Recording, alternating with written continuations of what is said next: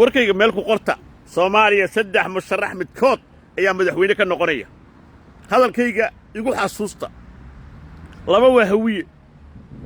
midna waa daarood ninka koowaad ee hawiye hadduu madaxweyne ka noqon Soomaaliya way baraaraysaa dadku waa heshiinayaan barwaaqa la gaarayaa nabadna waa la helayaa waa xoogaalnimadeyda ninka kale daarood hadduu madaxweyne ka noqdona kaba sii fiican Soomaaliya waa nin wadaniya hadalkaas meel iga qorani marka hadalka in leeyahay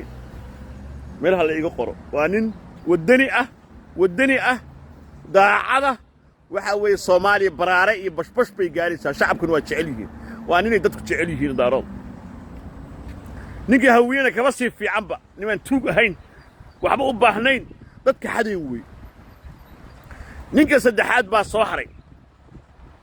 ninka saddexaad ee madaxweynimada ordaya soo haray ninka saddexaad hadduu madaxweynaha Soomaaliya noqdo inuu nin fiican noqdo ay u badan tahay laakiin hadduu nin fiican noqon waayo waxa isleeyahay adigu waxyaabo oo iska farafareysta mooyee wax badan Soomaalida uma dhibi doono wuxuu ugu fiican yahay isagoo hal abuurkiisa ayaa cajiiba hal abuur fiican uu leeyahay waxba soo siyaadi doona laakiin waxa aan ka hadlayo oo dhan waa haddii laga badbaado oo laga baaqsado dagaalo sokeeye oon ka cabsi qabin dalka inuu ka dhaco civil war ama orlog ama dagaal sokeeye haddii laga baaqsado wey laakiin maskaxdaada way shaqaynaysaa si xawliyan oo fahmi karaa aadan ku fahamsana waxaa isweydiinaysaa ninka uu daahir cali soo sheegay waakii bal adiga isweydii nin musharaxa oo hawiye ah oo mucjiso ah oo isleeyahay ninkaas dalka Soomaaliya madaxweyne ka noqon doona waakii hoos ku qor ninka labaad oo leeyahay ninka hawiye ka sii fiican yahay oo daaroodka ahna oo sanadkan aan leeyahay uu soo bixi doona madaxweyne noqon doona saadaashiida waakii sheeg waxa sheegtaa ninka hawiye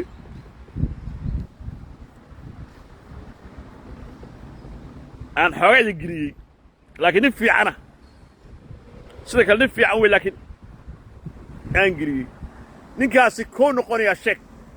waa haddii dagaal sukay laga badbaado weey oo dalku doorasho uu aado weey anoo og bay in doorasho qof cod dhacayna haddana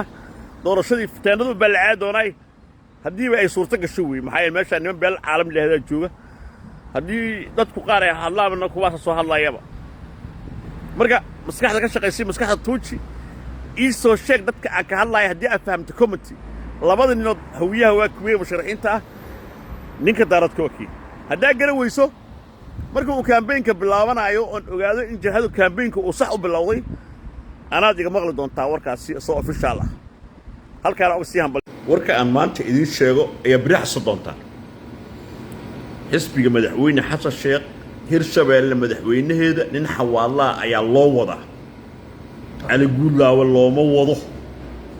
وركاس أنا عدين شيء ما تنكفين قري على جود لا وحلاقي يا واحد هرتاب قال في مدحوين حسن أسكحن ولا السياسة الجود الجنية سلامتها الجود بدنية ولا لقصلية لكن